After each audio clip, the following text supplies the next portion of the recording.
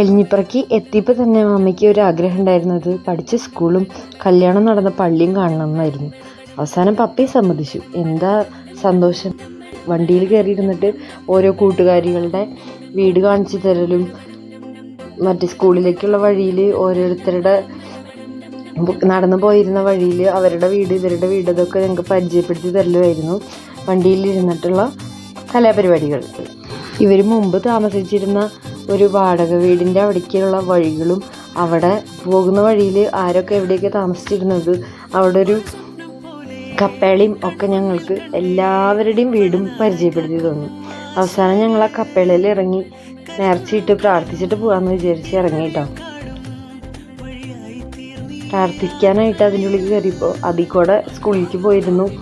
ഇവിടെ എന്തൊക്കെയോ ഉണ്ടായിരുന്നു കടകൾ എന്നൊക്കെ പറഞ്ഞിട്ട് ഇപ്പോൾ കപ്പേള ഒന്ന് പുതുക്കി പണിതതായിട്ടുണ്ട്. അപ്പോൾ പണ്ടത്തെ രീതിയിൽ എങ്ങനെയായിരുന്നു, അവിടെയായിരുന്നു കപ്പേളയുടെ ഭാഗം നിന്നിരുന്നത്, ഇങ്ങോട്ടായിരുന്നു നിന്നിരുന്നത് എന്നൊക്കെ പറഞ്ഞിട്ട് ഞങ്ങൾക്ക് പറഞ്ഞു തന്നിട്ടായിരുന്നു മമ്മി വന്നിട്ടുണ്ടായിരുന്നത്.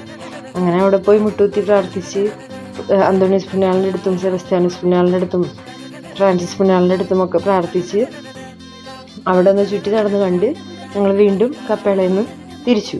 പിന്നെ ഇനി പോകുന്നത് മമ്മി പഠിച്ച സ്കൂളിലേക്കാണ് കേട്ടോ. സ്കൂളിൻ്റെ അവിടെ എത്തിയപ്പോൾ സന്തോഷമൊന്നും കാണേണ്ടത് തന്നെയായിരുന്നു. സ്കൂളിലെത്തി അടുത്ത ആഴ്ച മമ്മിയുടെ റീയൂണിയനാണ്.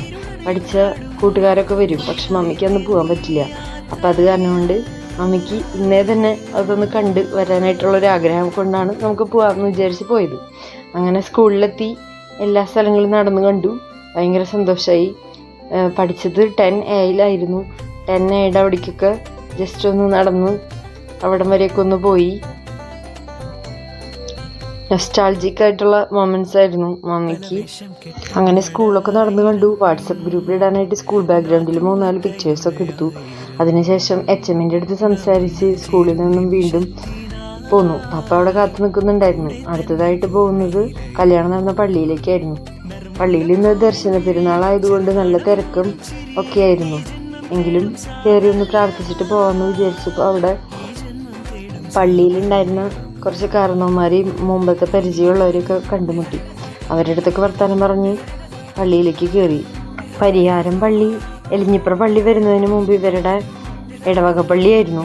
അതുകൊണ്ട് തന്നെ അവിടുത്തെ പല വർക്കുകളും മമ്മിയുടെ ആങ്ങള, അതായത് എൻ്റെ അങ്കിള് ചെയ്തു കൊടുത്തിട്ടുള്ളതായിരുന്നു. മെയിൻ വാതിലിലും അൾത്താരയിലും പലവിധ പെയിൻറ്റിങ്സും വർക്കുകളും അങ്കിളുടേതായിട്ടുള്ളതുണ്ടായിരുന്നു. അതെല്ലാം ചെറുതായിട്ടൊന്ന് നടന്നു കണ്ടു. അങ്ങനെ പ്രാർത്ഥിച്ച് അടുത്ത സ്ഥലത്തേക്ക് പോകാനായിട്ടുള്ള ഒരുക്കത്തിനായിട്ട് ഇങ്ങനെ മാതാവിൻ്റെ അടുത്തൊക്കെ വന്ന് തൊട്ടുമുട്ടി പ്രാർത്ഥിച്ച് പുറത്തേക്ക് ഇറങ്ങി കഴിഞ്ഞപ്പം അവിടെ ഇന്നെന്തോ ദർശന പെരുന്നാളും കാര്യങ്ങളൊക്കെ ആയിട്ട് ആൾക്കാർ ഇങ്ങനെ വന്നുകൊണ്ടിരിക്കുന്നുണ്ടായിരുന്നു. ഞങ്ങൾ വേഗം കാറെടുത്ത് അടുത്തതായിട്ട് പോകാൻ ഉദ്ദേശിച്ചിട്ടുണ്ടായിരുന്ന പുഴയുടെ ലക്ഷ്യമാക്കി യാത്ര തിരിച്ചു. വഴി അറിയാത്തത് കൊണ്ട് ഒരു വല്യപ്പച്ചൻ്റെ അടുത്ത് വഴി ചോദിച്ചപ്പോൾ ആൾ പറഞ്ഞു നേരെ ചെന്നാൽ മതി, പുഴയിലേക്കാണ് ഈ റോഡ് പോകുന്നത് എന്ന് പറഞ്ഞു.